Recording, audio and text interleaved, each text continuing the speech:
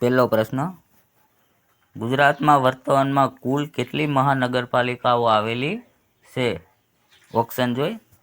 A17, B18, C19 કે D20.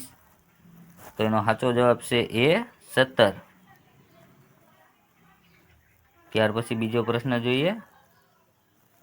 નીચેનામાંથી ગુજરાતનો કયો જિલ્લો આંતરરાષ્ટ્રીય સરહદ ધરાવે છે? ઓપ્શન જોઈ. A Tapi, B Narmada, C Kutch કે D સાબરકાંઠા. તો એનો સાચો જવાબ છે C કચ્છ જિલ્લો. ત્યાર પછી ત્રીજો પ્રશ્ન, કચ્છ જિલ્લામાં 1920માં કચ્છના તાત્કાલિક મહારાજાએ વિજય વિલાસ પેલેસ બંધાવ્યો હતો. આ પેલેસ ક્યાં આવેલો છે? A Koteshwar, B Anjar, C Bhuj કે D માંડવી. તો આનો જવાબ તમારે કમેન્ટમાં આપવાનો. ત્યાર પછી ચોથો પ્રશ્ન જોઈએ. ગુજરાતમાં ફરજિયાત અને મફત પ્રાથમિક શિક્ષણ દાખલ કરનાર કયા રાજવી હતા? A Meghrajsinh, B jam Raval, C Sayajirao Gaekwad કે D લાખાજી રાય. તો એનો સાચો જવાબ છે C સયાજીરાવ ગાયકવાડ. ત્યાર પછી પાંચમો પ્રશ્ન જોઈએ. રણજીત સાગર બંધ કઈ નદી કયા રાજ્યમાં આવેલ છે?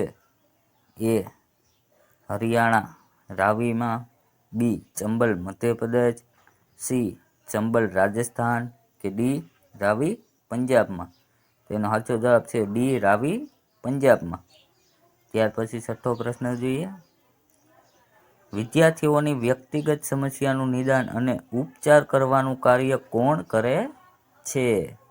A શાળાના મનોવિજ્ઞાન, B શૈક્ષણિક મનોવિજ્ઞાન, D ચિકિત્સા મનોવૈજ્ઞાનિકો કે D સલાહનો વૈજ્ઞાનિકો. તો એનો સાચો જવાબ છે A શાળાના મનોવૈજ્ઞાનિકો. ત્યાર પછી સાતમો પ્રશ્ન જોયો. ડૉક્ટર જીવરાજ મહેતા ગુજરાતના ખાલી જગ્યા મુખ્યમંત્રી હતા. ઓપ્શન જોઈ. A પહેલા, B બીજા, C ત્રીજા કે D ચોથા. તો એનો સાચો જવાબ છે A પહેલા હતા. A option. ત્યાર પછી આઠમો પ્રશ્ન જોઈએ. પ્રસિદ્ધ સૂર્ય મંદિર કોટેજ કયા જિલ્લામાં આવેલું છે? ઓપ્શન જોઈ. A Jamnagar, B Kutch, C Valsad કે D મહીસાગર. તો એનો સાચો જવાબ છે B કચ્છ.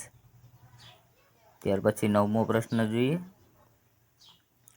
ભારતનું સૌથી મોટું મીઠા પાણીનું સરોવર ઉલર કયા રાજ્યમાં આવેલું છે? A Jammu Kashmir, B Uttarakhand, C Himalaya પ્રદેશ કે D કેરળ. તો એનો સાચો જવાબ છે A જમ્મુ કાશ્મીરમાં. ત્યાર પછી 10મો પ્રશ્ન જોઈએ. પૌરાણિક શિવ મંદિર માટે પ્રખ્યાત કાયાવરોણ કયા જિલ્લામાં આવેલું છે?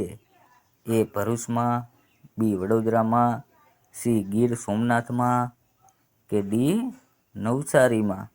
તો એનો સાચો જવાબ છે B વડોદરામાં આવેલું.